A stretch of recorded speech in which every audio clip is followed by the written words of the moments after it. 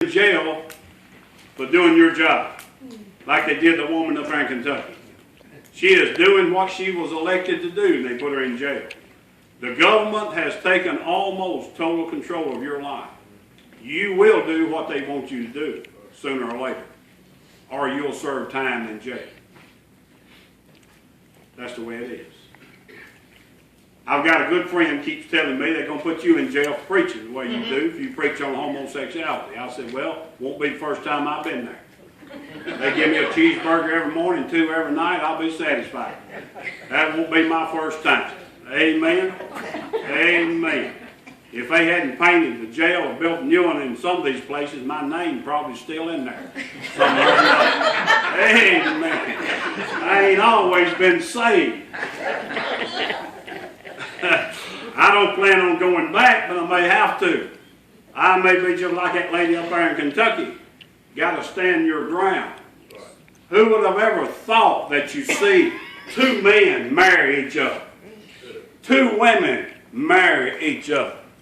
Man put a lip lock on me, he won't never put one on another man. I can guarantee you that. He won't never do it again. Because he won't be able to do it to nobody. You heard of lockjaw? I may be 68 years old, but I believe I can still break a man's jaw with one punch. I could back in the day, and I believe I can still do it. I don't think I've lost that. Whoever thought that you'd see the times the way they are today? Whoever thought you'd see the church become what it's become today?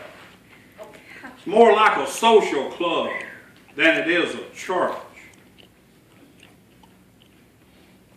I tell you what, some of these, our founding fathers would roll over in their grave if they knew what we had become.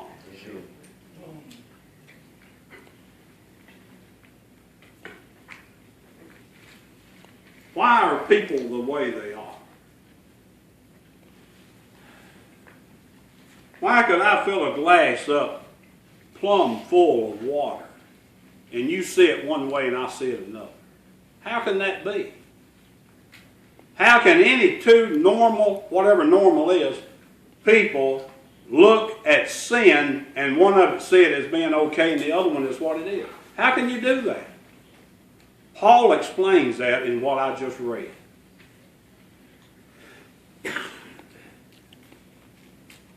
I heard somebody, I don't know who it was, a year or 2 ago say that liberals are mentally disturbed. I have come to believe that. I've never met one yet, but I don't believe that they're mentally disturbed. They have a mental problem. I really do believe that. Now, they might not like it for me to say that, but what the heck? Truth's the truth, isn't it? Did you ever think you'd see a time when the killings are the way they are in this country today? They have so many in Chicago now, they quit posting it on the internet like they were doing. They have every weekend, Friday night, Saturday night through Sunday. They have so many killings in Chicago, especially in South Chicago. Most all of them are gang related. And they've even quit putting it now on the internet. It used to be every Monday morning it'd be on there. Tell you how many got killed, how many got shot, age of this one, age of that one. Most of them are gang members. Same way in Baltimore. Same thing goes on in Baltimore. Same thing in Ferguson, Missouri. They quit posting all of this stuff. If you take all of that down and look at all of it, there's one thing every one of these cities has in common. You check it out sometime. Okay? Check it out. But you see this all the time. Why is it that almost 50% of all children today are born out of wedlock? You ever think about that? Did you ever think you'd see that? In the little old neighborhood that I grew up in, little old town I grew up in, if a girl got pregnant and if she wasn't married, all of a sudden she disappeared and went somewhere. And then 9 months to a year later, they'd bring her back with the baby. But she didn't stay in that neighborhood. She was gone. She didn't stay in that town. I don't know where she went. They had places, I guess, for them to come and and to stay and have the child? I don't know. I didn't ask. But it was a rare thing to happen, and now almost 50% of all babies are born out of wedlock. I remember 4, 5, 6 years ago, they was interviewing one of the SEC football coaches. And he had been with them. I don't know where it was Georgia's. You know, Georgia, Dooley stayed there for years and years and years. And of course, he's been gone a long time. But they was interviewing one of these coaches. And they asked him, what's the biggest difference that you have to deal with today than you had to deal with when you started? And he said, when we started, most of our kids come from a 2-parent home. Today, they don't. And they ain't never had no male supervision around them, and we have to raise them. That's the biggest difference today. We have to raise them. Because somebody else didn't. Did you ever think you'd see the day when it would be that way? I never did. Last election that we had, which was what, 2 years ago, seems like we have one now every year, because they start campaigning as soon as one's over, they start campaigning for the next one. But I remember on the last one, I read an article in the news that said that I'm thinking it's 47. Some of y'all might know better than I do. I'm thinking they said 47% of the registered voters depend on the federal government for some kind of assistance. 47%. That tells me the elections are already stacked in somebody's favor.